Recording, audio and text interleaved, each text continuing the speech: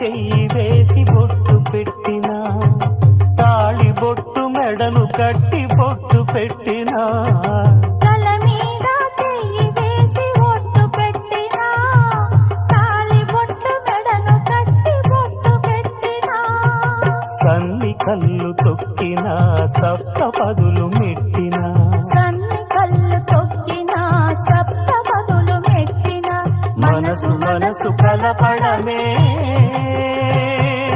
మంత్రం పరమార్థం. శ్రీరస్తు శుభమస్తు, శ్రీరస్తు శుభమస్తు.